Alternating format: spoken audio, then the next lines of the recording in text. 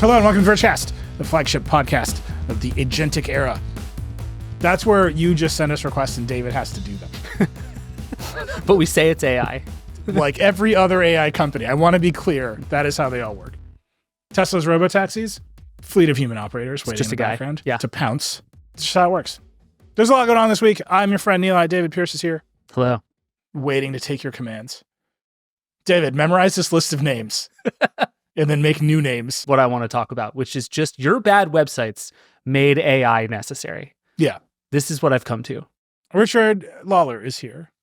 I love AI. I'm a big AI guy now. I've moved on from crypto. It's all about AI now. Richard, big AI guy. That's what everybody says. I'm saying, Richard, you have not had AI change that car behind you from Mercedes to Ferrari yet. There is no Mercedes. There is only Ferrari. But therefore, it is a Ferrari already. That's AI. Wherever Hamilton goes, that's a Ferrari. That is also, in many ways, how AI is being defined. Whatever this computer does is AI. They should get Lewis Hamilton to be this. Yeah, I love just remembering 3 commands to be able to tell my computer to do one simple thing. It's just the best way to use it. You know, wait, there's a lot of like dumb crypto money in F1. Is there a lot of dumb AI money in F1 yet? Not yet. They've been kind of late on that. I don't know what's going on. That's true. Well, a new season is coming, and new sponsorship opportunities await. I will say that Chrome sponsoring the McLaren and then making the car literally Chrome, genius. It's very good. In terms of like just pure actual like branding of the thing inside of the actual product, like crushed it. And McLaren, yes, Chrome wheels are a great idea, especially when they're not Chrome, but they look like Google Chrome. Yeah. No, but they added actual Chrome to the car. That was this year's big innovation. They put literal Chrome on the car, which is not what you think about when you think of an F1 car. Like, what if this looked like a 1950s Cadillac? It's very good. That's all I'm saying. All right, there's a lot of news, actual AI news this week, not just Chrome in all senses of the word. And a lot of it is Google. And David, you wrote a bunch of these little bits and bobs. Gemini 2.0 is out. Google is making some mixed reality noises. There's an Android mixed reality thing yet again. Be honest about that. They've tried this before. They're back again. There's a new Jules AI for code. What's all going on here, David? Okay, so let's break all that into 3 pieces, and we should talk about all of them. And I think the 3 pieces are Gemini 2.0. There's Astra and Mariner, which are kind of like overlapping with Gemini 2.0, but are like products, and they're interesting. We should talk about them. And then we should talk about the XR stuff at the end. It's called Android XR. I have many thoughts about the decision to use XR, but we should talk about this. But let's start with Gemini. So the big news of this week was Google is starting to roll out Gemini 2.0, which is the successor to 1.5, which I think it first launched in February. So like 9 months of development later, this is the new thing. And what Demis Hassabis told me, who he runs DeepMind at Google and is in charge of all their AI stuff. And by the way, I talked to him earlier this week while he was in Sweden accepting a Nobel Prize. He like called me from his hotel room before the Nobel Gala, which is like the worst power dynamic of an interview I've ever had in my entire life. It was really something. I was like, I don't know how to tell you you're wrong on any of this because you're going to get a Nobel Prize tonight. But anyway, what he told me is that basically what Gemini 2.0 Flash is roughly performance equivalent to what Gemini 1.5 Pro is. Sure. So the way to think about it is it's like a full step up in terms of like efficiency and speed and latency, which is stuff that really, really matters, with still the same amount of performance as the Pro level tier from last time. Well, I mean, just to unpack some Google product names here. Flash is the little model that's supposed to run on phones. That's right. So they call it the workhorse model. Okay. It's the one most people encounter most of the time, basically. But so that's not the phones one. That's just the sort of like, here's the one you get, Flash. There's one below Flash that I can't remember the name of, but it is like it's the main one. Like when you use Gemini now, you're using 1.5 Flash almost certainly. Nano is the one on the phones. Right? Nano's the one on the phones. Right. Okay, I just want to be Google product names. Also, I just want to point out they named it Flash. Yeah. Like in the history of technology names to reanimate, they picked Flash. Yeah, it's all. What, you didn't like Newgrounds? Look, Homestar Runner was great, right? And if these AI systems can deliver me Homestar Runner, that would be amazing. If Google made Homestar Runner the official mascot of all of its AI, and like that was the voice and personality I was talking to, I would be all in on AI. Honestly. Like, done. Lock it down. Yeah, get these woke AIs out of here. Put strong bet in. Let's make this happen. All right, keep going. Exactly. But so it's kind of a magnitude leap in power for them. It's also like natively doing a bunch of things that were separate in products before. So Gemini 2.0 can now do images natively, which used to be a thing Google did with a separate model. It can do audio natively, which is a thing it was doing with a separate model. So there's just a lot of this like multimodal stuff coming into Gemini, which is a big deal for Google in a bunch of ways. But the main thing is like, this is going to be the model that Google tries to put everywhere. It's the one that they're going to try to sell to cloud customers who want to do all this kind of stuff. It's the one they're going to put into AI overviews in search. It's the one they're going to put into Gmail. It's the one that's going to be in Gemini. Like increasingly, Google is trying to do kind of the opposite of what OpenAI is doing. OpenAI is like, we have a bunch of models for a bunch of different things and you can use them all and they all kind of interoperate, but it is like different models for different needs. And Google is just like Gemini. And that is very much like how this company wants to approach AI. And I get the real sense they see this as a big turn in that direction. Wait, let me ask just a foundational question here. Yeah. There's a big conversation in the AI industry about scaling laws and whether training the next model will result in more capability. You wrote very disparagingly about OpenAI trying to redefine AGI down. I think you actually said we should just make fun of Sam Altman on this show a couple weeks ago. I still believe that. Right. So we're trying to drag the word AGI down to the ground and just be like anything. This F1 car is AGI. Sure. Then there's Google, and their newest model is the same capability but more efficient, which seems important, but is kind of lost in the AGI conversation because all of that is like, can we make AGI out of a bunch of NVIDIA chips that we have today? If we throw more data at them, will they get smarter? And Google's like, it's the same smart, but more efficient. Yeah. So I actually talked a bunch about this with Demis, and I'm very glad you brought this up because I've been thinking a lot about this in the context of these announcements. And I think Google's stance seems to be that there is more headroom to be had. He kind of allowed that it's slowing down, that the idea of this stuff just like linearly getting better with every new model is probably not true. But he did say, he's like, there are still performance gains to be had. There's new stuff we can learn how to do. And he also said that actually what we need is the new technique. We don't need more. We need new is kind of what he kept saying, that like the way that transformers change the way we think about this stuff. Like we need another one of those if we're going to unlock like the real next step change in AI. And he seems to think those are out there and exist and they're working on them. And he has some theories. He didn't want to tell me about them, but like there is room upwards, but it is not just bigger models. What's next, and I think what we're seeing right now, both with what Google is doing and with what OpenAI is doing with this 12 days of shipments thing, is everybody is trying to figure out now how to make these things products. Like, how do I get these things in front of you in a way that is useful and valuable and worth paying for, or at least using, and in some like very meaningful way pays off as a business for these companies that are just pouring money down the toilet making these things work. So for Google, one thing I liked about the way Demis was framing it is like Google works on all this stuff at sort of a technological infrastructural level, and then Google is Google's biggest customer, right? So there's like, he was like, we think of this as, and this is like, you're making a face. This is what everybody says about their stuff. If you're listening to this in your car, just imagine me rolling my eyes so hard, your car crashed. Everyone ever on Decoder has said that about their companies.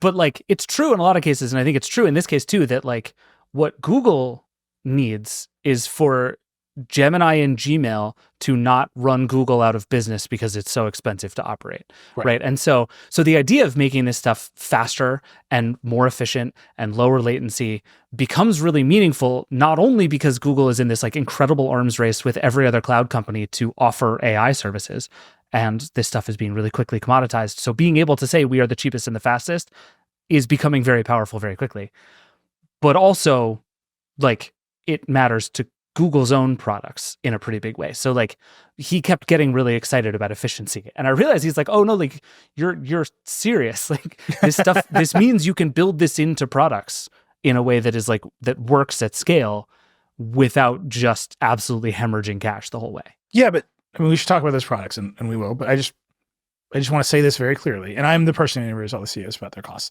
I don't care, right? Like we made it cheaper to hallucinate is like I mean, honestly, there was a time in my life where that would have been a very compelling pitch, but like they're not better, right? They're just cheaper to run, and I feel like I'm just stuck there. Like that's a big deal. I'm not discounting. It's not a big deal to put the thing more places and see what kind of product you can build. And maybe all anybody wants is to hallucinate some emails. Like great, but they're not more capable yet. Like the big innovation here is that it got cheaper. If Google wants to save some money on AI, they could just turn off the AI overviews on my search results. Like, I don't know how many pennies that would save them, but it's got to be at least 5 cents considering the amount of searches I do. It was really funny. Google, I think it was Sundar Pichai wrote a blog post with all these announcements that was like, you know, there are now more than 1 billion people are experiencing AI overviews. And it was like, that's such a different way of putting it than more than 1 billion people really are excited to use AI overviews. We have foisted this upon 1 billion exactly. people. It's like, this is one of the fastest growing search enhancements ever. And I just kept thinking about U2 being like, this is our most successful album ever because we shoved it onto everyone's iPhones. It's like, I don't know that that's the flex you think it is, guys. Look, so we should talk about the product. That's the thing that really leapt out to me.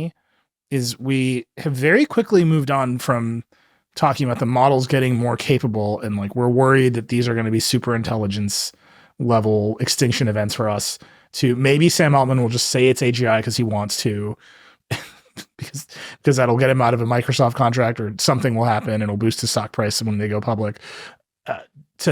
We made it cheaper, we can put it in more products and hopefully we can all start making some money. And that's fine. Like great. Like very cool. The products still aren't there. They're not very compelling yet. Maybe someone just has to figure it out. And then it just feels like I keep making the comparison to Bluetooth. It's like they keep telling me Bluetooth is awesome. And I'm like, but these headphones are bad. And we're just stuck in that loop. So tell me about the headphones. Are the headphones any good? Well, okay, let me describe the headphones to you. Okay. Google launched 4 new pairs of headphones. One is Project Astra, which we've seen before. We've talked about it a bunch on the show. It's basically like the most sort of all-encompassing, ambitious version of Google's AI idea. It's visual, it's listening, it has memory. It's the thing you like walk around your house with, and then you're like, where did I leave my glasses? And it tells you because the camera saw your glasses. Like that's the idea. They're able to do some new stuff on there. It's also now connected to things like Google Maps, which is cool. Yeah. So they're starting to be able to plug some of these things in. And that's where, like, again, having Gemini underneath all of this stuff makes that doable in a way that's been much harder in the past. So that's one. Thing number 2 is what's called Project Mariner. And it's a Chrome extension. Google calls it an experiment. They have a million different terms that all mean some version of prototype. We can kill this without you yelling at us. Right. This is like the most prototypey prototype, but it is like an agent in the way that we've been talking about agents for a while, in that it can like go and browse the web and do things for you. Kylie Robinson on our team got some demos of this, and her take was basically it works. It's really slow. It's kind of wonky. I'm not sure this is meaningfully better than me just like looking at some web pages myself.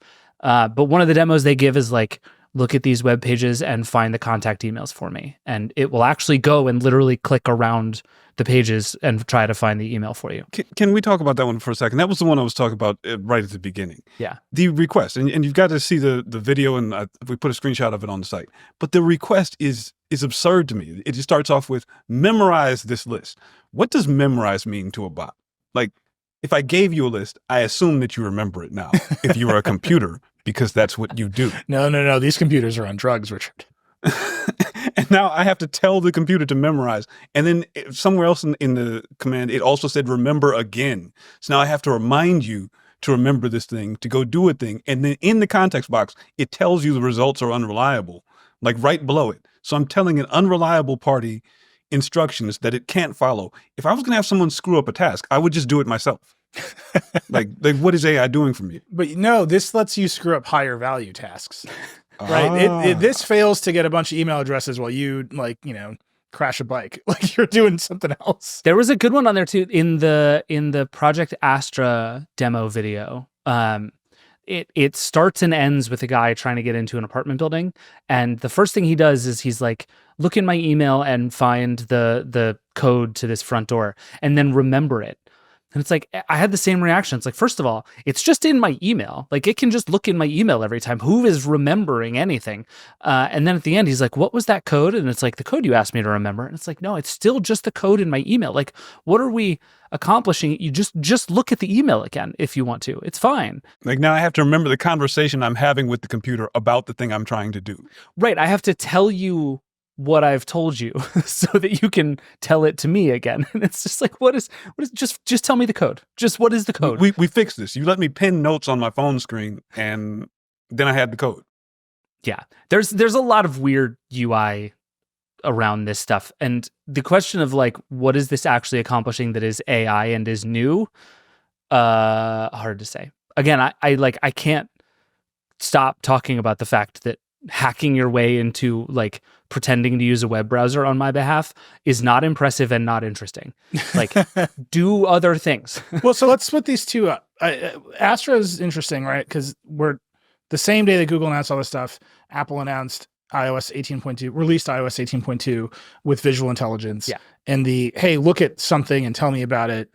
That's the world we live in now. This is the new great AI feature, which, other companies have had, but now it's built right into the iPhone, and then Google is talking about Astra with it. It seems like Astra is very much the future of Google Lens, right? You're just like looking at stuff, it's talking to you about it, you're having a great time. But it is very much like, I looked at a picture, I scanned all the text in the picture, or I did some visual recognition of what I'm looking at, and here's some information, you can have a conversation with me about it. That, to whatever extent that is super useful for people, I get it. I think there's still just what I keep calling the US Capitol problem. Like, you ask Apple Visual Intelligence what happened at the Capitol building on January 6th. Like, that answer is pretty dicey, right? And like, there's a universe of actors who would love to change what that answer is across the political spectrum. And none of these companies have contended with it. Astra's got the same problem. Everyone else has the same problem, but they're headed that way. And Google Lens has been headed that way for a long time. Wait, do you think it's like a real mainstream use case that a lot of people are going to walk by the Capitol and be like, what happened here on January 6th? I think it's a real mainstream use case that you're going to be wearing a pair of glasses in the future that purports to augment reality, and everyone lives in a weird custom political reality. Yeah, whether or not you're looking at the Capitol or not. Granted. Right. I mean, and I'm not going to go into it because it's super dicey and loaded, and we should probably just do an entire episode on it someday. But you can just think of the infinite questions that come about when you look at something that are ultra loaded, and that someone will start a culture war over. Right. Just in your house, you can just look at stuff and be like, like, are the Cowboys good? And like, there's just like a lot of questions underneath that are like really hard. Like, hey, is that Aaron Rodgers? Tell me about his ideas. Like, you just go for it. Like, just normal everyday things. And that to me it's great that we're building technology for it. Astra is just very much the future of Google Lens, but there's this whole universe of those problems that come with, I'm looking at stuff, tell me about it. Who will augment reality is like a great question. Yeah, I think there are sort of two separate pieces of this kind of thing, and I'm really bullish on one and kind of bearish on the other. And I think the like how to logistically get through your day thing, I think things like Astra are going to be really useful for, right? Like there's a moment in the demo video they just released where the guy holds up his phone and he points it at a bus that's just going by, and he's like, well, this bus kept me to Chinatown. There are a lot of like complicated problems to solve technologically there, but that's a really interesting UI problem because that's a hard question to answer, and if the AI assistant can answer it, that's very cool. And the like stuff around me and how I get places and like just like how to do your day, this kind of thing can be really useful for it if it works. But I mean, can I just hold on the bus example for 1 second? One, ideally, the will this bus get me to where I'm going is not a culture war problem, right? It's a question with an answer. Like, will this go there? And it's an answer that Google already has in a million structured databases with deterministic systems running them. Sure. So you can just ask Google Maps this. Google has all kinds of public transit infrastructure projects that have put sensors on buses, and there's open systems. You can build products and all that. And they've just built that stuff to enable maps a decade ago.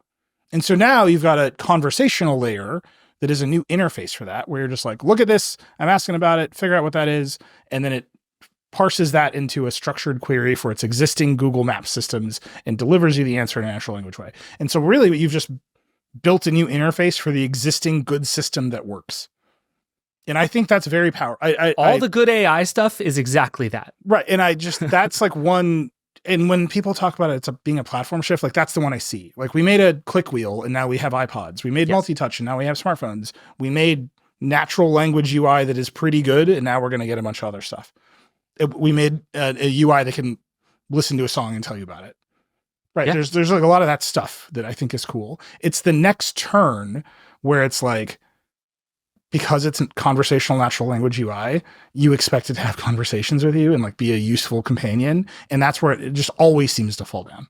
Yes. Because the systems aren't actually intelligent. And that's to me is like, we keep sliding from one to the other. Like, here's a kick-ass way to use Google Maps into this is your best friend that will, if you ask it nicely, will try to have sex with you. You're just like, well, that's a pretty long road, actually. Right. We assume because one, thus inevitably the other. Yeah. And I think everyone needs to stop doing that. And I think one thing that Apple is doing right, to its credit, is like it is stuck on the idea that these are like features that should be useful and not best friend companions that you have. And I think like for the foreseeable future, that is, you should pick one of the two and not try to do both. And I think the one you should pick is like try to be helpful, because we just keep seeing stories about the friends being weird and problematic. We just ran one of those stories from Josh Trez, like a long piece. Yeah, like it's a mess, and that stuff is real. But in this case, like again, I think like down every road lies a culture war. I agree, right? Like if you follow it long enough, there's a culture war there somewhere. But like there are things along the way that work and are useful, and I think Google is starting to poke at some of that stuff in pretty. But I'm like, the culture war is like I'm not even saying it's like politically dicey. I'm saying you're somewhere and you're listening to that new choral version of Like a Prayer by Madonna, and you're like, is this song appropriate for church? And some people think the answer is yes, because they're performing it in churches in America today. And it's like, well, the robot's got to unpack that box for you, right? Like, and I don't think these companies are ready for that, which is what will truly make them useful, is by giving you an answer you might not like. And they're super not ready for that in the current political climate. And that's when you make the turn. Like, that's when it actually becomes a useful assistant to you. Go find me this information, even if I don't like it. As a slightly lower stakes version of that question, one of the demos... I'm saying, is Like a Prayer a song about doing it is like not a high stakes problem. It depends on where you are, I suppose. One of the examples that they showed with Project Mariner was someone pulling up a recipe in Google Docs and saying, add the veggies from this recipe to my Safeway cart. What if one of those things is a fruit and I forgot that it was a fruit, not a vegetable, or I just disagree? Yeah. Now that's a high stakes. Yeah, add these sandwiches to my cart. One of them's a hot dog, and the thing just like a data center explodes somewhere in America. This is something that will happen to someone. Yeah. All right. So I just want to like call that out. Like there's the thing we want them to do, which is not just a technology problem, like a straight up culture problem, like a society level problem. And then there's like the really interesting part, which is build a better interface for systems that already work. And then there's this weird middle ground, which I think Mariner is, which, Copilot is at Microsoft, all these agentic systems, which is, what if we just use the internet for you? And that's how we solve the problem of we need something in the middle that works. Right. And David, I think this is where you're getting to, like, what a stunning indictment of web design, because you're like, well, the internet's pretty broken, so it would be better if some unreliable hallucinating robot used it for me. Right. The assumption is that you can't find anything, which is a very funny thing for the company that made Google search to say.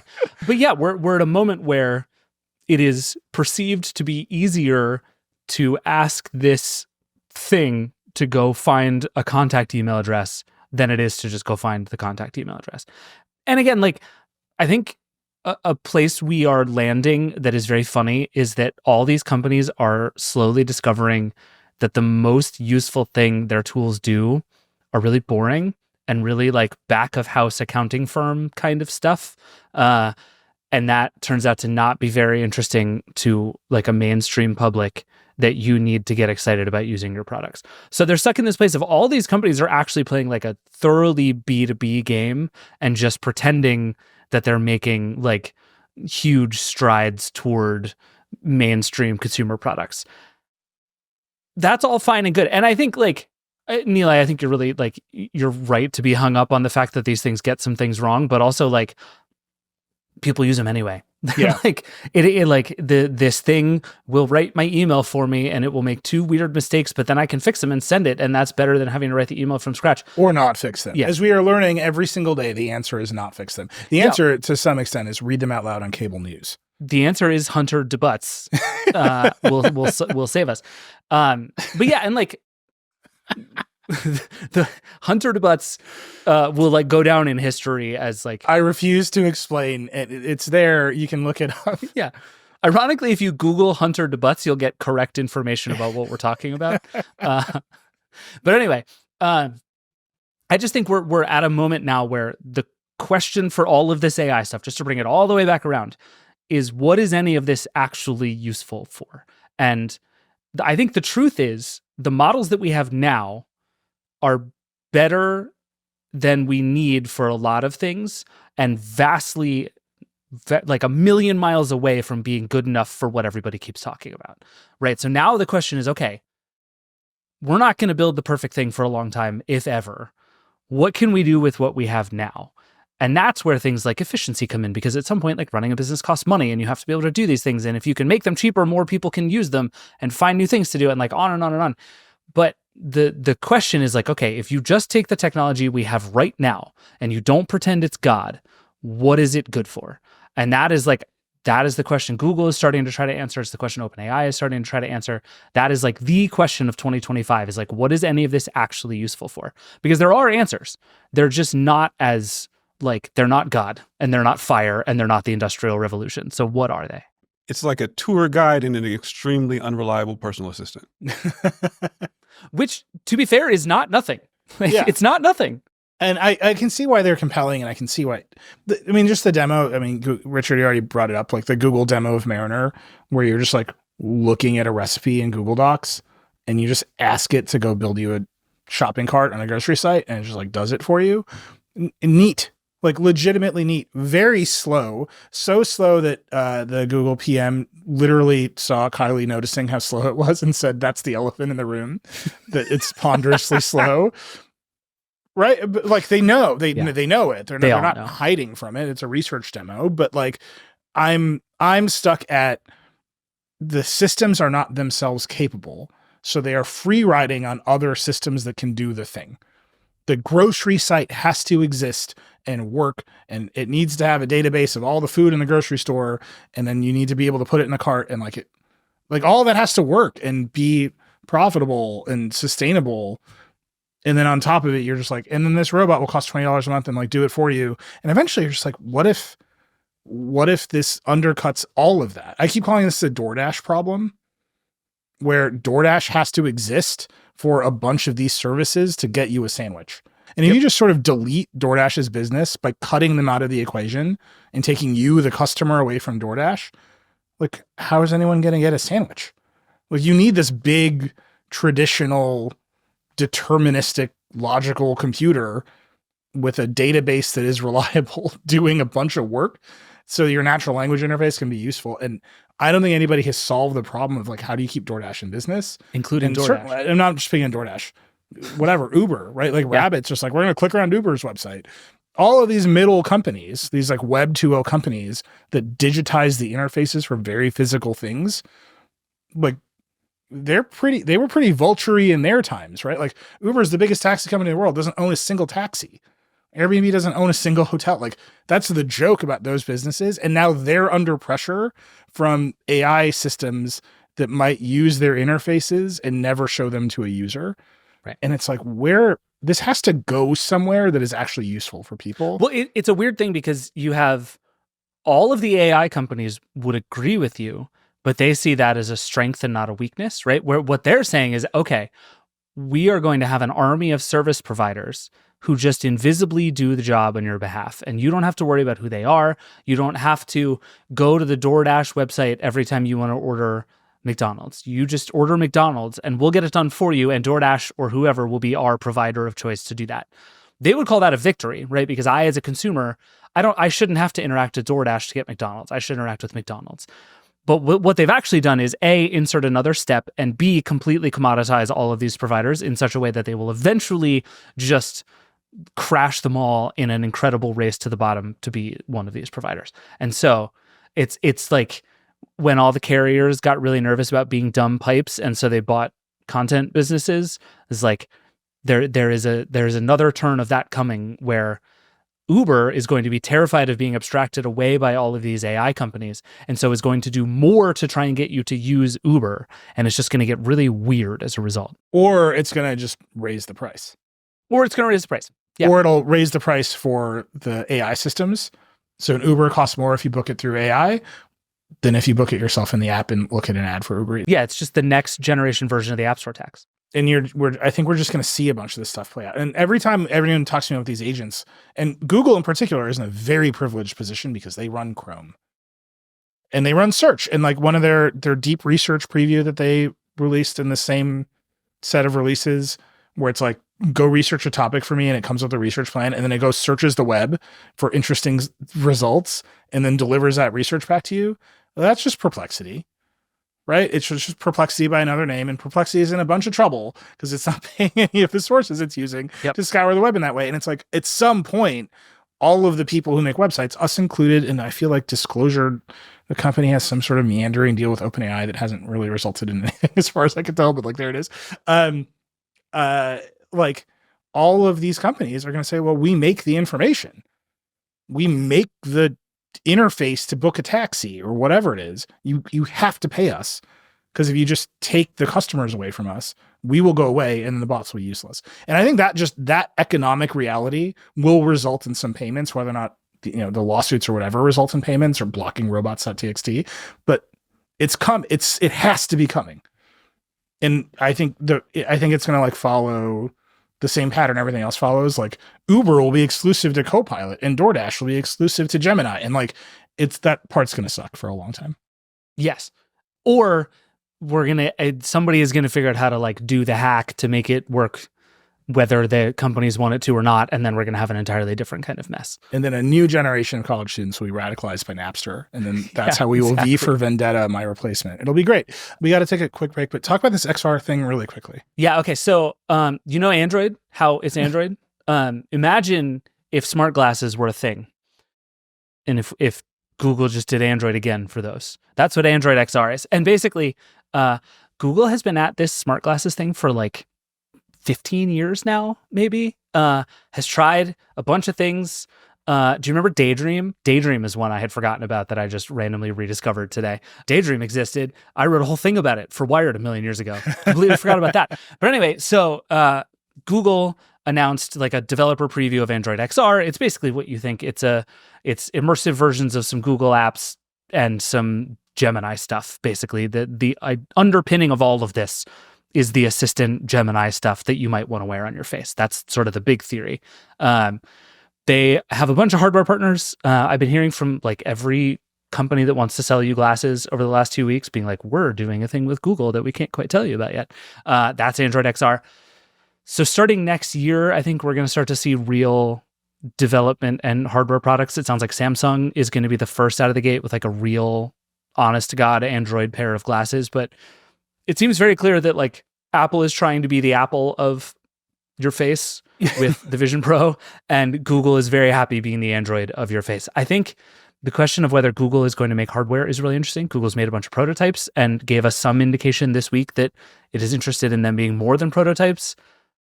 And if you want to do all this Gemini stuff and Project Astra, like you got to have glasses. Like if this AI future that everybody is imagining and trying to sell you on is going to come true, it's going to be glasses. It just is. I'm 100% convinced. I'm just saying, it's a decade from now. There's an 8th grader. One of our children will be in 8th grade at some point. They're on their 8th grade trip to DC.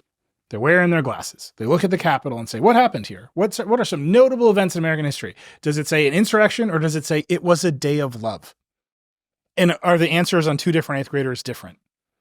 And these companies are racing towards a future where they are going to have to answer that question, regardless of whether they make the hardware or not. Aren't you just describing the internet, though? Like, everything already works like that. Right, but like... And like, is it ruining society? Sure, but like, I don't know that smart glasses are a new problem here. But you're not literally experiencing... Maybe like that is more nihilistic than I wanted. Like, I was going to say not everyone's experiencing a bespoke reality, and then I just thought of a generation of Americans who super are. Oh, yeah. So... maybe, but you can want to build this stuff, and then underneath it is this very deep question of who gets to augment reality, and do we all experience the same one? And they're just not ready for it. Fully not ready for it. Especially when the answer is different. If you have Android on a Lenovo pair of glasses versus Android on a Samsung pair of glasses, and the Samsung pair of glasses is like, there's a second reality here that we made. It sits right next to Google's reality, and it has Bixby in it. Like, it's slightly brighter. Help. We got to take a break. We'll be right back. I need to walk around the house a little bit. We'll be right back. Support for the Vergecast comes from the Washington Post. With so much happening in the world, it can be challenging to distinguish between what's real and what's not. Having a trustworthy source to help you separate fact from fiction is essential. That's why you might want to check out the Washington Post. Right now, you can go to washingtonpost.com/Verge to subscribe for just 50 cents per week for your first year. The Washington Post offers substantial and considered coverage on a wide array of topics. The paper can be a great place to find thoughtful stories about Capitol Hill, the economy, climate change, and so much more. I'm a subscriber to the Washington Post, and my favorite thing about it is their clean homepage. I can quickly get caught up on the news every time. Now is the time to sign up for the Washington Post. Go to washingtonpost.com/Verge to subscribe for just 50 cents per week for your first year. That's 80% off their typical offer, so it's truly a steal. Once again, that's washingtonpost.com/Verge to subscribe for just 50 cents per week for your first year. Support for the Vergecast comes from the Life 360 Tile Tracker. There's a lot going on during the holidays already, so wouldn't it be great to not have to worry about the safety of your personal items? Well, Life 360's tile trackers can help you eliminate some of that stress by making sure you know where your items are at all times. That way, you can put all your energy towards deep breaths as you navigate the family trip to visit your in-laws. If anything gets lost or stolen, just ring your tile and you can track down its location on the map. That's peace of mind all season long. The Tile Tracker is the first and only tracker with an SOS button, which means you can triple press the button in the center of the tile device to discreetly send an SOS alert to everyone in your Life 360 circle. And unlike competitors, Tile won't alert thieves to its presence via notifications. So take the stress out of your holidays and keep your family's most prized possessions safe. Family-proof your family with Life 360's Tile Trackers. Visit Tile.com today and use code VERGE to get 15% off. That's Tile.com, code VERGE. Support for the Vergecast comes from Stripe. Payment management software isn't something your customers think about often. They see your product, they want to buy it, and then they buy it. That's about as complex as it gets. But under the hood of that process, there's a lot of really complicated things happening that have to go right in order for that sale to go through. Stripe handles the complexity of financial infrastructure, offering a seamless experience for business owners and their customers. For example, Stripe can make sure that your customers see their currency and preferred payment method when they shop, so checking out never feels like a chore. Stripe is a payments and billing platform supporting millions of businesses around the world, including companies like Uber, BMW, and DoorDash. Stripe has helped countless startups and established companies alike reach their growth goals, making progress on their missions, and reach more customers globally. That platform offers a suite of specialized features and tools to power businesses of all sizes, like Stripe Billing, which makes it easy to handle subscription-based charges, invoicing, and all recurring revenue management needs. Learn how Stripe helps companies of all sizes make progress at stripe.com. That's stripe.com to learn more. Stripe. Make progress. All right, we're back. My feeling is that Bixby would say it's a day of love. No further commentary. We should really do like a political alignment matrix of all of the different virtual assistants. Oh my God. I feel like if I sat down and thought about it for 5 minutes, I would end up with really strong opinions. Who did Tay vote for? Yep. So my question is, do see, you the want to thing is, go I know the viral? answer to that. Do you want to go viral on X in this specific way? You're like, we're gonna milk the last drop of traffic from this one dead platform, and it's up the political alignment chart of different AIs. No, thank you. All right. There's more AI news. It's just a lot of things got released this week. Yeah. OpenAI released Sora. iOS 18.2 is out with ChatGPT integration, visual intelligence. What do you want to start with? Let's do iOS 18.2 first. Okay. I mean, it's very familiar. I think we had a moment this morning where like, how much should we cover this? Because people have seen it, they've used it. It's been in beta. The release candidate was last week. But it's out now. If you have an iPhone 16 or up, or even iPhone 15 Pro, you get visual intelligence, you get Genmoji, ChatGPT integration is there. Joanna Stern wrote a very funny column where she's like, you invoke ChatGPT by saying like secret words. Like if you ask Siri one way, you get a regular Siri answer. But if you ask Siri, like, write me a list, ChatGPT is the list for you, which is very funny. I mean, look, I've been using this stuff, David. I think you've been using this stuff. What do you think? Richard famously uses Windows Phone, so God only knows. It's the only way to live. I will say two things. I think one, the single coolest thing about iOS 18.2 is the ability to change default apps for various things. Like when you tap on a phone number, you can change which app it goes to. Everyone should go examine all of those defaults, because if you get that kind of thing right, it makes your phone a lot better. This is the sort of thing Android has been better at than iOS for forever. And thank you to occasionally confused EU regulators for making this happen. The ChatGPT thing I think is interesting. What I've found is that when I ask compound questions, it punts to ChatGPT more often than not, right? Like if my question kind of has two parts or has a thing and then a modifier, like one I just did the other day was like, if I ask for a chocolate chip cookie recipe, Siri will just kind of pull it. And I'm going to not say that word again because it's just activated 3 devices. But if I ask for a chocolate chip cookie recipe that maybe will taste like I haven't tried before, then it punts to ChatGPT. And then it's a relatively consistent experience. Actually, one thing that I've liked is that when it goes to ChatGPT, the thing that it brings down still looks like the normal Siri response. So I think in that, like, my mental construct of what's going on is very confused in a way that I don't like, but the actual user experience of it, I think, is actually pretty good. Yeah, I mean, in terms of like, this is a good way to get better answers from a Siri. And so you just get, I think that works to some extent. Yeah, like, do I have feelings about the idea that my stuff is going to ChatGPT over and over and over again? Sure. But if you don't, that friction should go away, and there isn't actually as much friction as I expected. So I think that's probably on balance a good thing. Yeah. I mean, again, I've had the action button on my phone mapped to the ChatGPT voice assistant forever. Oh, that's right. This is just like a slightly faster version of that for me, with like more annoying animation. Like I actually think the new Siri animation is so overwrought. I agree. I missed the little swirling ball, the thing where it now takes over my whole phone screen. I don't like it. Yeah, it's very much like jazz hands. It's like, get ready for an experience. It's like, I don't need this to happen. No, but cool. It just means that it's going to take a little bit longer to load. Right, and then you talk, and then it does the thing where it like fills out the words for you. There's some amount of like obfuscating how slow it was with the swirly ball. Yes. Made it appear fast. You know, like how progress bars are, they're mostly designed to go really fast for the first part, and then they can be slow at the end, but you've already perceived it being fast. That's very much what the old Siri was doing.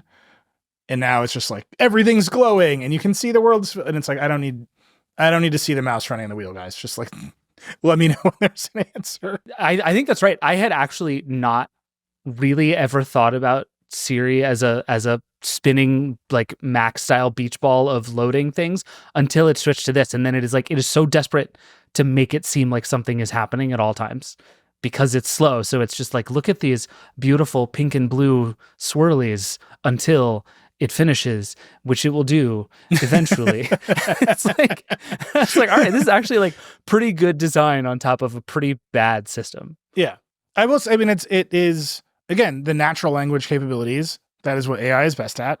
So it understands me a lot better. And then ChatGPT is familiar. I don't know if it's hallucinating at me, but like it's all happening, and there's some guardrails in there. To me, the ones that I don't think those are the Apple Intelligence is here features. The now Siri can talk to ChatGPT. I think that is table stakes, and it's kind of weird that it wasn't there from the jump.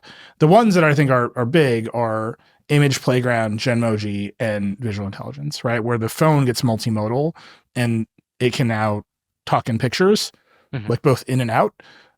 But like Genmoji is just purely silly to me. Image Playground is like 50 steps behind, although that's probably the safest way for it to be. Yeah, that seems to be deliberate. And Visual Intelligence is, it's just the same thing we're talking about. We're like, is this a flower? And it's like, it sure is. And like the next turn isn't quite there yet. But like, maybe I'm just being a hater. Well, you're definitely just being a hater. That's certainly I'm true. in a real salty mood. I don't know. You are. I can tell. I'm enjoying this very much. You're like, what if everything was awful and woke and I hated it? Look, I know where the views are. I don't know. What, like, the Genmoji thing is one that I'm really torn on, because I feel like we've been covering Apple's weird ideas about emoji for like the whole life of The Verge. And I don't think I have ever once earnestly sent or received one of Apple's weird emoji, other than like to goof on another tech reporter. I think if I just made a Genmoji and sent it to my wife, she would like call the police. Like it would be so weird as a thing to just do. Wait, has your kid discovered you can hold on a face in a photo and make a sticker of a face? No, thank God. Because I have a camera roll full of those, or wherever they are in the file system just billions of stickers, like left and right. And those are very funny to send around because they're horrifying. But that's very much like we use the walkie-talkie feature on our Apple Watches, and we're the only people who use it with the walkie-talkie feature on Apple Watches. And I just feel like all of this stuff, Image Playground, Genmoji, like, and this is true of lots of other people's products too, is like, I'm convinced that all of the AI image generation stuff is more of a meme than a product at this point. And I don't know that there are actual reasons that they exist other than somebody made them. Like, I don't know. Richard, am I crazy? Are you just like sending Genmojis to all your pals every day? I am not. I unfortunately do not have a device ready to run Apple Intelligence in my home. I probably never will, because I do not want to send Genmoji. I don't want to do this. But with like, Gemini 2.0, you're going to be able to it. generate some weird stuff too. So when, get ready. When you open up Instagram, I just want to like search for an account, and now I'm in the AI window. Thanks. I really do hate that. But it's bizarre because I've never wanted to generate an emoji. Not that I don't know if all of the emojis that are in the phone exist and cover every feeling I've ever had, but whatever feelings I have that aren't covered by those emoji, I'm not in touch with yet. I just haven't considered it. It's not something that's just dying to get out of me. That I cannot. I must find the zebra of many colors with anatomical incorrectness that represents how I'm feeling right now. I haven't gotten there yet. I think it's very important for everyone listening to this right now who has access to Apple Intelligence to pull over in their cars, send in that prompt, and then send us whatever it generates. Like I issue a lot of instructions on this show. Ask your phone to make a zebra of many colors that's anatomically incorrect, that expresses a feeling that you don't know you're having, or whatever it is that Richard just said, and just let us know what it gives you. I'm dying to know. I feel good about that. Look, I think ultimately Apple wants it to seem like the phone is very capable, and AI makes, whether or not it actually is capable, AI makes it seem like the phone can do more stuff than it could do yesterday, right? Now you can press camera control on your iPhone 16 and look at something and it'll be like, here's a flower. It can write for you in a way that I think those ads are doing it a massive disservice to, because it just seems like everyone's a jerk at work.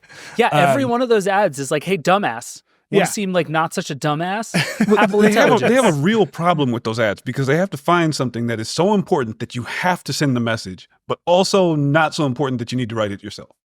Right. And what is that? Like, and how also do you that find you could conceivably be hired for, even though you're dumb as a rock. The one where the guy rolls his chair out of the meeting to summarize whatever and then rolls back in the meeting. I get it. It's a very funny. It is It is attention getting, which is the purpose of advertising. But it's like, oh, that sucks. Like, I would be like, get out of this meeting. Like, I don't need to waste my time if you haven't done the reading. You can tell what our meetings are like.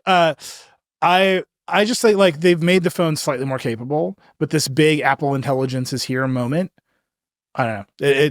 It's not the same as the ChatGPT moment that everyone talks about. Like, no, your mind is not expanded because the messages notifications are 8% better than they were in iOS 18.1. If there's going to be that thing anytime soon, it's going to be agents. And even Apple agrees with that, right? Like you talk about the intense stuff that they're starting to build into iOS that's going to get Siri more access to apps so it can actually go and like get information and do things inside of those apps. Like that's what everyone is trying to build. And if somebody gets it right in a way that is useful and doesn't cause a culture war, Patel, that's going to be the next thing, because those will be the moments where people are like, oh, I now understand a thing I can ask this to do that is useful and new. The culture war I just want to point out is in AR. It's in visual intelligence. I see. Okay. App Intense is money. Right? Because Apple is counting on a bunch of app developers to do what they say, which they usually do, because their customers are on the iPhone and they're in the App Store, and to say you have to do App Intense. Just like they said to a bunch of app developers, you have to do in-app purchases so we can take our 30% cut. That's how you get a Siri that can actually use the apps that you have to build the features in. A bunch of developers are going to say no. I don't know why DoorDash would say yes to that. The answer has to be money. And like no one has figured out that money yet. And I do just keep picking on DoorDash. If anyone from DoorDash wants to come on and tell me that they're going to happily let everyone disintermediate their service, like that's great. But I just look at that, put any company in that mix. Well, look at Netflix. Yeah, you don't have to participate if you have your own audience. And what they've done with the Apple TV and Vision Pro. If you're big enough, you can just say no. Yeah, so I just see that coming, but everyone wants to build these agents, and the systems they want those agents to use do not have to play ball. And we just haven't sorted that out. All right, so that's 18.2. People get it. Let us know what you think. Send us your multicolor emotional zebra, please. Let's talk about Sora. Sora is fascinating to me in that it doesn't appear to be great, but it's super good enough to be like ultra interesting.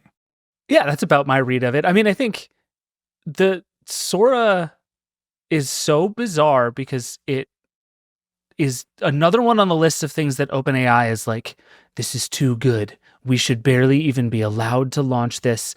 We're desperately afraid of all the things that this will visit upon the world if we release it. And then they're just like, here, it's a person doing gymnastics whose body explodes in 1,000 directions every time they do a flip. And it's like, this is another one where I'm like, does this exist for any reason other than so that people will post about it on the internet? I sincerely don't know. Also, it's not exactly available. They very quickly ran out of capacity and stopped accepting signups. Yeah, wait, can you explain to me what happened here? I was away from the internet for several hours, and it went from Sora is available to Sora is not available while I was gone. What happened? Yeah, that's pretty much what happened. In like, it was like a shoe release. Like, it's out. Now it's not. And then Sam Altman was like, we just underestimated the capacity, and we'll be opening it up at some point. So how much capacity do they actually have? How much capacity can they support to run this thing? We don't know. You do have to pay to use it. You have to have either the $20 or $200 plan. If you have the $200 per month ChatGPT Pro plan and you got access, then you can make 1080p videos that are up to 20 seconds long. So, I mean, pretty good deal, I think. Like 20 seconds of 1080p video for just $200 a month. Wait, $200 I don't understand a month? why everyone doesn't have two accounts. $200 a month on the ChatGPT Pro plan. I mean, you can use on the ChatGPT. That's the one they just announced. Yeah. Yeah, you can use the ChatGPT Plus plan, but like that's a 720p 5 seconds. I mean, who's going to do that? Like, that's nothing. You can't destabilize one country with 5 seconds of 720p video. No. I mean, look, I watched Marquez Brownlee's video about Sora. The most fascinating piece about it is when he asked it to make a tech review video, and then it had his plant in it. Yep. Because it has clearly trained on his videos without any permission. What are we doing, guys? Like, I can't tell if Google's going to file that lawsuit or the YouTubers will file that lawsuit, but that lawsuit's coming. Just from that alone, that lawsuit's coming. I mean, yeah, there is so much obvious, clear, clean evidence that a lot of OpenAI is just built on YouTube. It's pretty horrifying. Also, Richard, I would point out you forgot one key difference between the $20 and the $200 ChatGPT subscription, which is that if you pay more, you can download the videos without any watermarks. Oh, good. So you that's can good. definitely destabilize a country if you pay more. Then that's worth $200. That's what I'm saying. Marquez also said something really interesting in his video that I've just been ruminating about ever since. He said, I had it make a bunch of CCTV footage because it's so bad that people would assume it's real. Like, he intentionally generated footage that was already low quality of like cars driving down the street, but in like black and white security camera footage. And that's like super interesting, right? Because they are 20-second clips with no sound, and people experience a lot of grainy, low quality clips with no sound that they take to be reality in a lot of contexts, particularly, hey, we found some security camera footage, or we found some ring footage, or whatever it is. So you can pay to get rid of the visible watermark. You pay $200 a month, or you just crop it, whatever. Are they doing C2PA, the fancy embedded one? Yes. OpenAI says that videos generated with Sora will have both visible watermarks, if you have the cheap version, and C2PA metadata to indicate that they're made with AI. We hope that works and saves civilization. I will say we've written a lot about C2PA, the Content Authenticity Initiative. Jess Weatherbed has done incredible work just trying to understand what it is and how it will play out and whether it will actually mean anything to anyone. And every time we write about it, we get a bunch of angry notes from readers who have been deep in it, who are like, this is a total fraud. Like, this will never work the way you want it to for infinity reasons. But it's the thing that we have. And that's why I keep writing about it, because there's nothing else. There's no other choice. There isn't like market competition to this metadata standard. Like, there's this one. And Google has chosen to use it. And it sounds like OpenAI is using it. Adobe's using it. The platforms have to start using it, right? The YouTubes and the Facebooks and the TikToks have to agree to display this metadata, and they are not uniformly agreeing to it, and Apple hasn't chosen to use it on the creation side.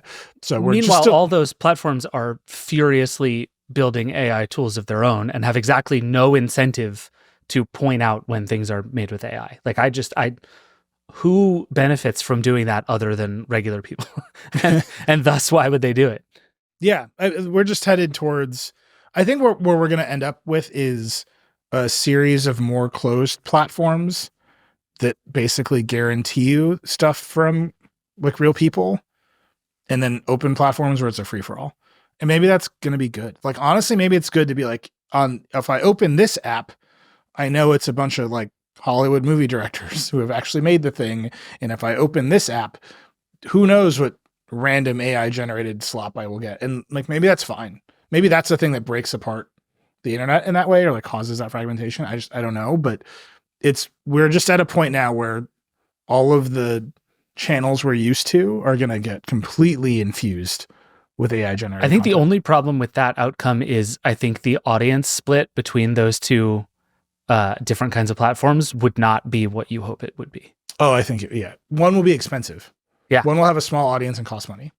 Like that seems correct. But I even now on TikTok, I see videos and it's just like silly stuff. It's like, here's a big wave crashing over a building, and it's like pretty obviously real. And then all the comments are like, this is AI. Oh yeah. And we've just destabilized that entire information economy. Yeah. LeBron was never dunked on. That was AI. A little more, there's more AI stuff. ChatGPT launched Canvas View. What's going on there?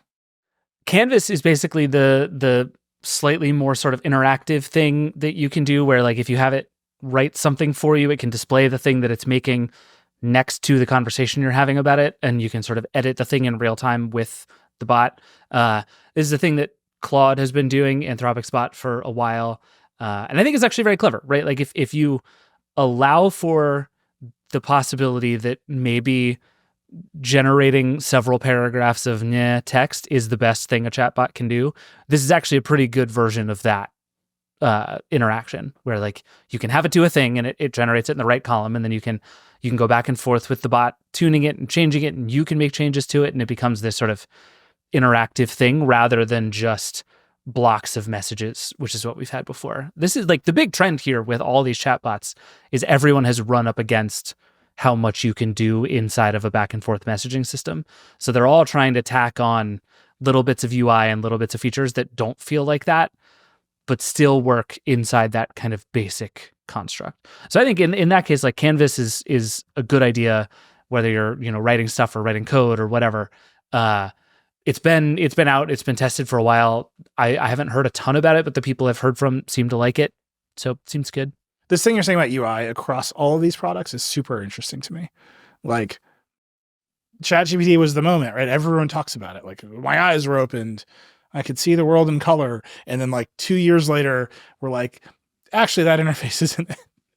Like, we have to build all these other kinds of products to make this useful. And the arms race of like, what will the chatbots themselves look like? Fundamentally, I think they're going to get subsumed into operating systems the way that Apple is subsuming them into Siri. And then they'll be more specialized for other tasks. That's my guess. But it's interesting to see them rev it.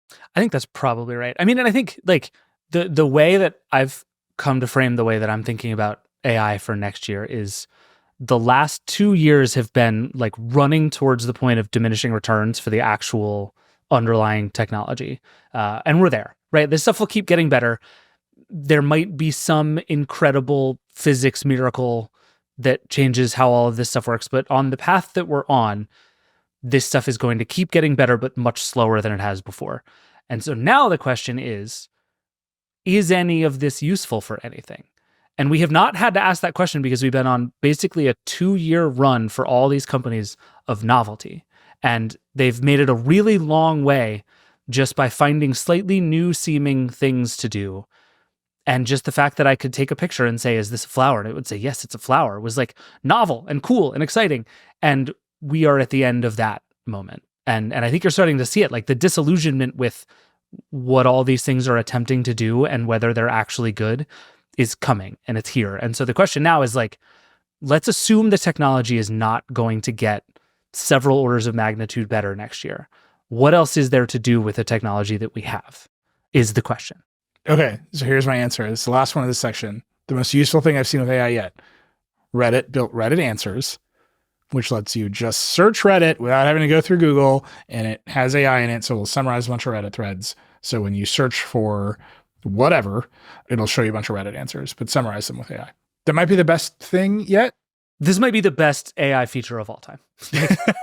I haven't used it. Jay Peters used it a little bit and had, I would say, sort of mixed experiences with it. But the idea of being able to kind of poll all of Reddit with a question that you have sounds amazing. And it doesn't work quite as well even in Google search, which made this very expensive deal with Reddit to get the data, because it just isn't compiling them the same way. But like, if I could just quickly be like, okay, what baby gear does everybody on Reddit think you should buy? Like that information exists inside of Reddit. And if it can go and actually like compile all of that stuff in a way that works and makes sense, kick ass, dude. I will use that all the time. Okay, now that I've said that, I do agree. This is very good. There, of course, the supplied examples are like, what does Reddit think happened on January 6th? the one Jay put in was tips for flying with a baby for the first time. Pretty good. Like a perfect Reddit query, right? Like, and honestly, what I want out of that Reddit experience is like, give me 5,000 stories about this, right? And so it summarized everyone's stories, and the answers were: consider car seats, fly in first class. Some parents find the extra space in first class helpful. Solid. Cool. I personally find my private jet very helpful with our baby. Feed them during takeoff or landing. Classic advice, by the way. And then bring plenty of snacks and drinks to keep your baby occupied. And it's like, well, yeah, that's just stuff. Okay, wait. This is very fun. I might just immediately take back everything I just said, because if you go down to the next screenshot, which is the Google searches, the stuff in the previews from the Google searches is dramatically better. Like, let me just read you some of the stuff. It says, change diaper before getting on the plane. Don't board first. Good tips. Being strapped into the car seat is the safest way for baby to fly. Good tip. Baby will need to be in a car seat. Baby will also need to be held by you the entire flight. That seems confusing. You're holding the car seat. Holding the car seat. Take some sanitizing wipes to clean the areas in plane your baby will be touching. Have a light pad you can use for changing a plane. All of that is more useful than this stuff. That, by the way, can I say none of that is the most useful tip that we found with Max, which is just bring 5 packs of differently colored Post-it notes and let her go crazy. Oh, that's good. Mine was just snacks. We bought, I would say, 40 different snacks. It's not a parenting podcast. I'm just saying, it's just funny, right? Because if you take the world's body of information in Reddit, which is a lot of personal experiences, which are kind of useful in like for this kind of thing where there's not an answer, and then you try to shove it into the form of this is the right answer, you end up with put baby in chair. Yeah, but this is the problem that we've run into with Apple Intelligence, like notification summaries. Like notifications were already summarized. Like the people who wrote the posts already wrote them to be read by someone who wasn't really paying attention and didn't have a lot of time. And they laid it out in a way. They were upvoted because they were written well and they got you the information they needed. You didn't need to summarize them and extract further value out of one particular line. You needed the whole thing. 100%. Like, we did it the wrong way. I mean, this is the like ongoing.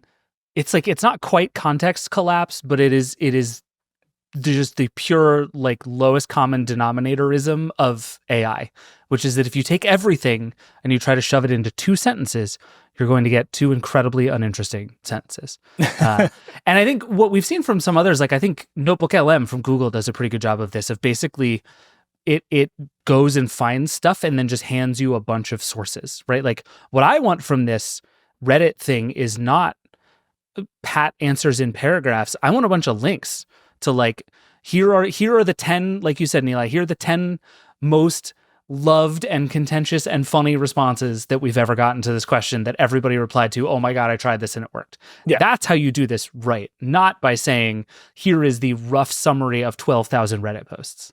And that's what too many of these services are trying to do. Yeah, that's it. I do think Reddit it's where I see the most opportunity because Reddit is vast, right? And like you can just burn a lot of time hearing every version of everything on Reddit, and having a tool that helps you like get through that better is kind of interesting. It's like, that's one example. I'm sure there are other ones, but the glory of Reddit is that it's a bunch of people telling you what they experienced. It's very rarely that there's a right answer. Right? It's just like, I'm going to synthesize all this information from all these people who are telling me about whatever, or just talking about their fandom or whatever it is. And that makes me feel like part of a community. It makes me feel, like part of a community. It makes me feel validated that like I might have some experiences too. Not, I just shove her in a car seat. Right. Okay. We got to take a break. We'll be back with a lightning round. Boy, this is an action-packed lightning round. We'll be right back. Support for the Vergecast comes from Polestar. Polestar is looking to usher in a new generation of electric SUVs, one that relies on technology so integrated you forget it's even there. And they're starting with Polestar 3, their luxury electric SUV. Polestar 3 features an aerodynamic exterior and a Scandinavian minimalist interior. It has the ability to go from 0 to 60 in as little as 4.8 seconds, and get an EPA estimated range of up to 315 miles per charge.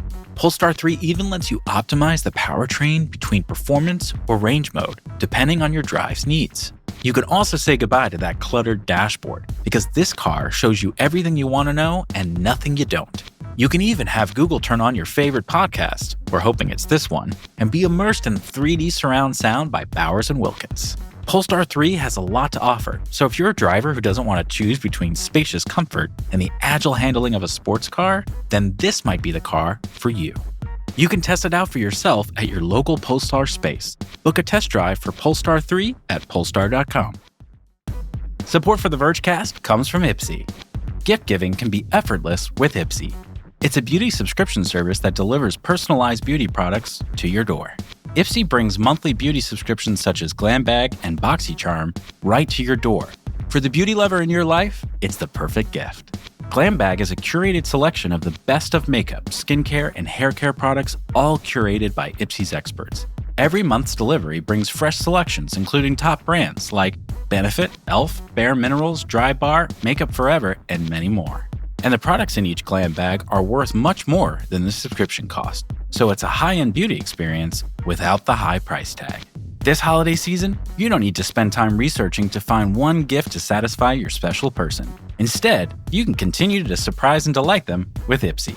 They can redeem the subscription whenever they choose, and who knows, they might find their next Holy Grail product in a Glam Bag. Ipsy is the gift that keeps delighting month after month.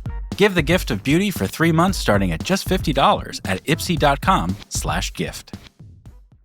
Support for this episode comes from AWS.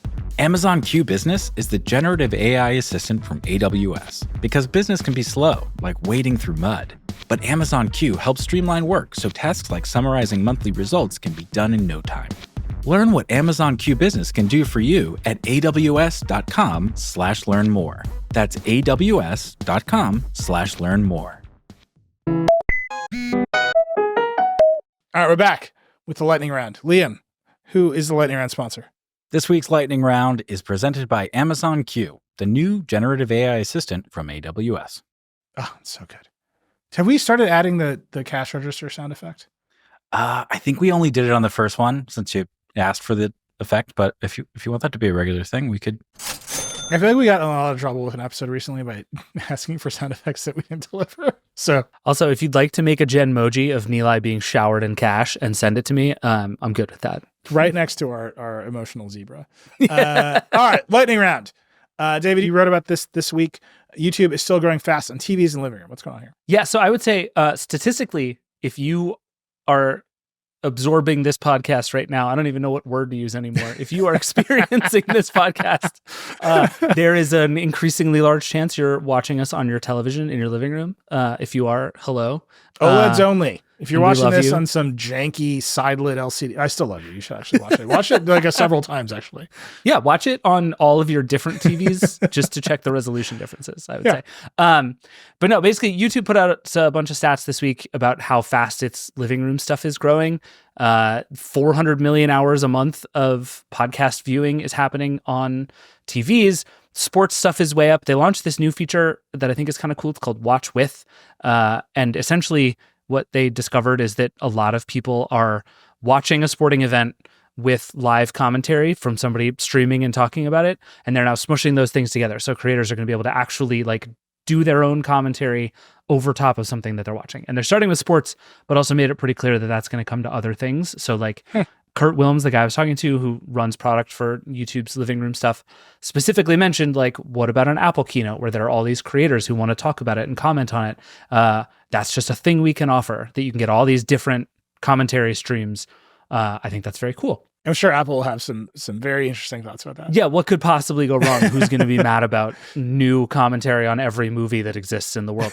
But more broadly, YouTube is now huge on TVs and has undergone this shift, I think, really in the last year. I follow this company pretty closely, and they used to talk about the TVs as just kind of another place people watched YouTube, and now they're really thinking about it as a primary platform for YouTube, and they're building features for the TV kind of for the first time. They have this shows thing where you can put up a bunch of videos in seasons and episodes that makes it feel more like a streaming service.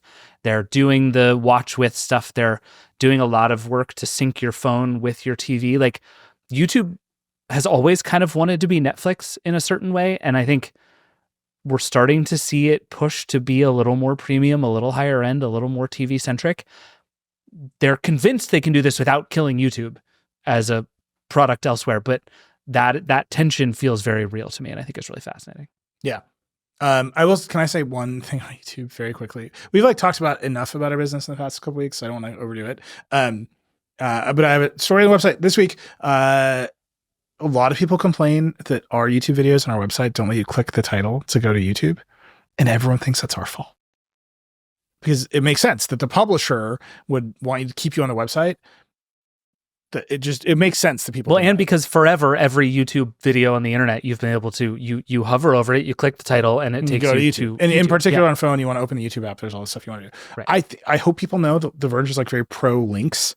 We have links everywhere, links on the homepage all the time. That's not our fault. It is a YouTube decision to disable those links. And if we want to re-enable them, we have to make less money on our YouTube videos.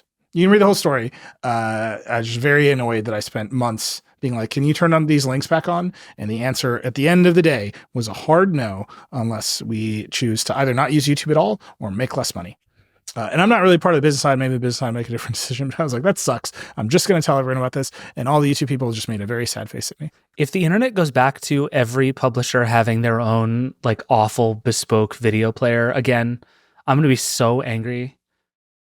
Feel however you want about YouTube. it's a good video player, and the internet was filled with bad video players for so long. By the way, the links worked, and we made more money. Since 2016, it was all fine. And then in the start of this year, they changed it to, quote, remove their branding, and they think the link to YouTube counts as branding. That's dumb. It's dumb. Let me tell you how much of a brat I've been for the past 2.5 months. And the answer is a hard no. And I was like, I'm going to write Vimeo still around? Can Vimeo fix this? Sure. All right. Here's a really weird one. I'm obsessed with this one. Instagram is going to let creators test reels on people that don't follow them. So like Adam Mosseri made this reel. You should go watch it. It's very interesting as a sociological document of how Adam thinks Instagram creators think about Instagram. Like, watch this video through that lens. He's like, I know a lot of you are stressed when you upload a reel that it won't perform. So now we're going to let you upload a reel. We won't show it to anyone who follows you. We'll show it to people who don't follow you so you can see how it'll do before you publish it to everyone. And it's like, that's not how you should feel about your creative work. Right? Like, I'm going to focus group my video before I show it to the people who follow me is a weird thing. It is correct. I think if you're making like advertising, you run the pressure washing business, you're like, is my pressure washing business going to do better? Because maybe that makes sense. But that's what I'm saying. Adam thinks everyone is making commercial videos and they're trying to optimize them for reach as opposed to making stuff on Instagram. Richard, what do you make of this? This makes perfect sense to me. I think it explains, like you said, it explains a lot about the way that Adam Mosseri and Instagram kind of see the world, especially what we've seen with Threads, for example. The way that you could have a post that you would put up and it would go viral with strangers, but not be seen by the people who follow you. And in particular on Threads, go viral with strangers who don't like what you said. It was very, very, very good at identifying people who do not like what you said and making sure that they see your post. But this is kind of just the way that they see it. Okay, so you made something. You would love to be seen by whoever. Random people, not your community, because you'd be deeming them in your channel if you wanted that. You know, but they're saying you don't want to blow it with the people who follow you. So we'll like focus group it with people who don't. And then you can decide if that data makes you confident to show the people that follow you. And like, maybe that I think that's interesting. I'm like, that is legitimately one of the most novel features a social network has released in forever. Super interesting. I think the idea that you kind of can't trust the people who follow you to judge whether or not your content is good is just a really weird way to think about things. And that might permanently downrank you in the algorithm. Like, that's what I mean. Like when I say watch this video from the perspective of how does Adam think about creators thinking about Instagram, it's just purely commercial. It's like what you want as a creator is to do great in our algorithm. So here's some tools that will help you do great in the algorithm. And it's like, actually, what I want as a creator is to make art. Like, those are different things, like wildly different things. This is going to sound more cynical than I mean it, but I would take pretty strong bets on that more people are interested in making money than making art. Oh yeah, but that's what I think. Those platforms, just where we are. I think creator platforms are commercialized in that specific way. People want to win them, and here's a feature. And you know, he even says in that video, we made this with creators. Like, we gotten a lot of feedback that we've been working with creators, but there's just something very commercial about everything that's happening there that is very far away from. This was a photo sharing website for like me to talk to my friends. Yeah, go watch the video. There's something really specifically Instagram-y about this that I find really fascinating. Like Richard, like you were saying, what this says to me is that you are always on a knife's edge of losing everything on Instagram. In the way that like on TikTok, everything you make is like a new pull at the slot machine, right? Like Instagram cares so much more about who follows you and who you follow than TikTok does. TikTok is just happy to shove stuff into the algorithm and see what works, and you'll randomly go viral and sometimes you won't. Instagram lets you build something that is like much more sort of understandable by you as the creator, but also if you make 2 videos in a row that your audience doesn't like and doesn't respond to, you're toast. And that this is like every creator's desperate fear is if you miss once, it can kill the whole thing for you. And what this is Adam Mosseri basically saying, yeah, that's true. So we're going to give you more tools to make sure you never do that. It's weird. Yeah. It's weird. Speaking of, it can all vanish in an instant. TikTok lost its court case. challenging the law that would force it to either ban itself or be sold. Lauren Feiner wrote up the decision in that case. Complicated, but the court basically said the Congress made a national security decision. We're not going to override that. Many complicated First Amendment questions. We'll deal with them probably in a Decoder episode down the line. But Donald Trump, incoming president of the United States, asked about this by Kristen Welker on NBC News in an hour and a half long interview. I'm just going to read this quote because it's a lot of words from Trump. I use TikTok very successfully in my campaign. I have a man named TikTok Jack. He was very effective, obviously, because I won the youth vote by 30%, which he did not do. But whatever, I just wanted to say TikTok Jack. Anyway, TikTok Jack, email us. I need to know everything about you. And then he said, I use TikTok, so I can't really, I can't totally hate it. It was very effective, but I will say this, if you do that, meaning ban it, something else will come along and take its place, and maybe that's unfair. And what the judge actually said was you can't have Chinese companies. They have the right to ban it if you can prove that Chinese companies own it. That's what the judge actually said. She has to follow up. She said, will you protect TikTok? And he said, I'm going to try and make it so that other companies don't become an even bigger monopoly. And specifically what he means is Facebook. He has often complained that Facebook would just become a bigger monopoly if TikTok is banned. And then during the campaign, he obviously said to a bunch of young people, I will protect TikTok. Biden wants to ban TikTok, I'll protect it. This is, in my mind, a massive walkback, right? All he's saying is, I don't want Facebook to be a monopoly, not I will protect ByteDance owning TikTok in America. And I'm just betting, I think we've done this a million times now, David, like who's going to buy TikTok? Because that's the out. The out is he negotiates a deal for Amazon or Walmart or Subway to buy TikTok. There you go. And he gets to say he saved it. I made a great deal to save TikTok. Aren't you proud of me? I'm doing what I said I would do. And you can watch the clip. We have it on the website. It feels very much like that is the door he's opening. I mean, it's the escape hatch, right? It's the closest thing he's going to find to a win-win at the end of this. He gets an America First win. He gets TikTok to still be here. He gets to like poke a knife at Mark Zuckerberg. Time's running out though. Ban goes into effect on January 19th. TikTok has filed with the Supreme Court to appeal. We'll see what happens. Notably, January 19th is the day before January 20th, which is when he takes office. So wait, Neil and I have been on the record about what we think is going to happen many times. Richard, you have to make a prediction right now. What happens on January 19th? TikTok actually turns into a new app called TokTik.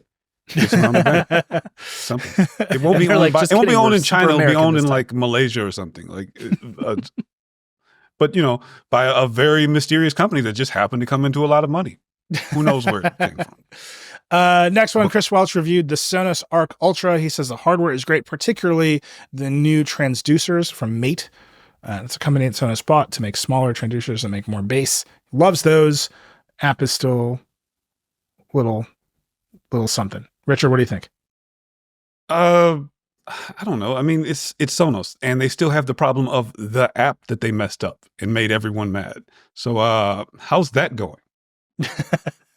Medium. I would say the answer is medium. But I will say that as a soundbar, seems very cool. Chris was basically like, this is worth upgrading, which upgrading from one expensive soundbar to another expensive soundbar is almost not, like, no one has that thought. Like, I'm a person who likes to buy speakers, and I'm never like, I should upgrade a soundbar. Like, and Chris thought it was worth upgrading, which is fascinating. So hopefully this is the beginning of the turnaround. This was big news this week. GM shut down the Cruise robo-taxi service, laid off a bunch of people. The former CEO of Cruise just flat out posted, GM is a stupid company.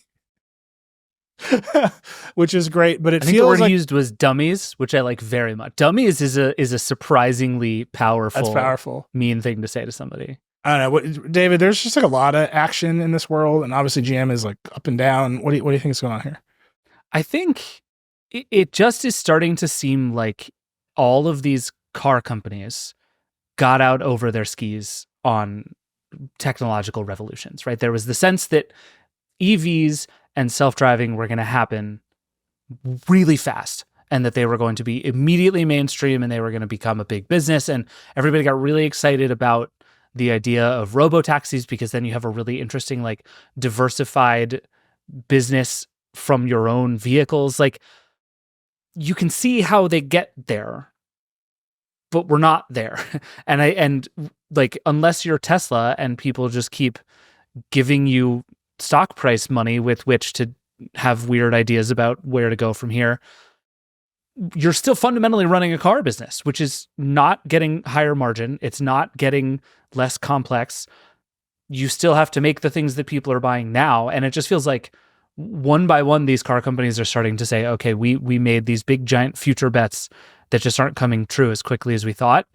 And we just have to get out of it. I also think a lot of people who cover this space more closely than I do think there is something weird going on with this one in particular, that the way GM is handling this suggests that something else is going on inside of Cruise, that it basically just like pulled the plug all at once, which is a very odd thing to do when you're this kind of company that is this invested in Cruise. But the macro thing actually kind of makes sense to me. It's just everybody made a bet 10 years ago now that they thought was going to be true in 5 years, and now looks like it might be more like 25. I think it's just hard to lose money the way Google has chosen to lose money on Waymo for this whole time. Yeah. Right? I mean, that's just, Google's like, we're just going to lose money until this thing can make it through Phoenix. All right, we're going to keep losing money until we can make it through Austin. And it's just like... Yeah, GM just literally doesn't have that money. Yeah, it's just not a thing. Richard, you're the one who put quantum computing on this list. Google reveals quantum computing chip with breakthrough achievements. Tell me why this one made Richard happy. Because most of the other stuff did not. I fully understand quantum computing. I understand everything about it, actually. The quantum computing chip. Richard is currently both here and not here. As I've said many times, my coin, RJCC coin, is quantum locked. It is both launched and mint and pre-mint at all times. That's how it works. That's how quantum works. That's what we do here at RJCC coin.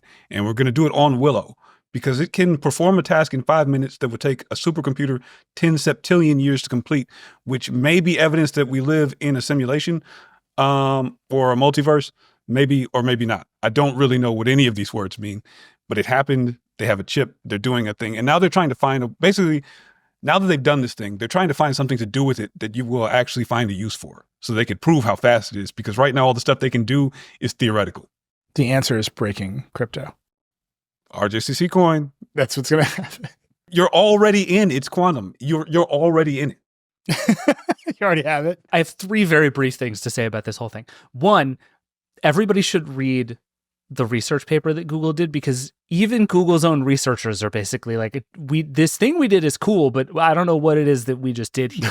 That's all quantum computing. Yeah, they're like, we did an amazing, unprecedented mathematical calculation that no one cares about and has no bearing on the real world. Like they say that. Like, it's amazing that we did it. We don't know why we did it or what it actually accomplishes.